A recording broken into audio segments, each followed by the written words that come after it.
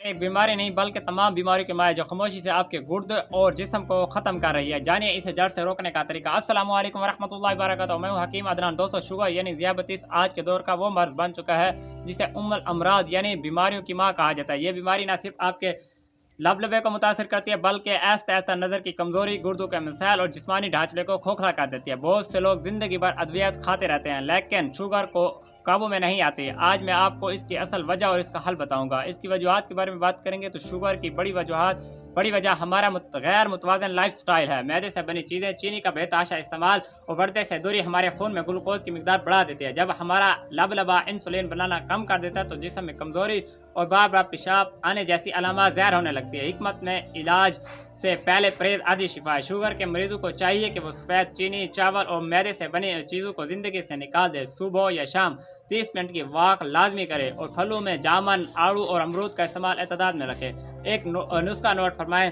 जो लबे को दोबारा मुतहरक करने में मदद देगा। और नंबर 1, अंदर जो तल्ख मगज, बादाम और मगज दाल भुनी, इन तीनों चीज़ों को बराबर वजन पीस लें और सूप बना लें और 500 mg कैप्सूल सुबह और शाम पानी के साथ लें। यह नुस्खा न सिर्फ आपके शुगर लेवल को नॉर्मल रखेगा बल्कि इससे होने वाली जिस्मानी कमज़ोरी को भी दूर करेगा। नाज़रीन, अगर आप शुगर के लिए हमारा पुराना और आजमूदा अद्वियात मंगवाना चाहते हैं जो जड़ी बूटियों से तैयार की गई है तो आप दिए गए नंबर पर रब्ता कर सकते हैं। हमारी अद्वियात पूरे पाकिस्तान में कैश ऑन डिलीवरी की सहूलत के साथ दस्तियाब है। घर बैठे अपनी दवा हासिल करें और एक सेहतमंद ज़िंदगी का आगाज़ करें। कल एक नई वीडियो के साथ हाजिर होंगे। अल्लाह हाफ़िज़।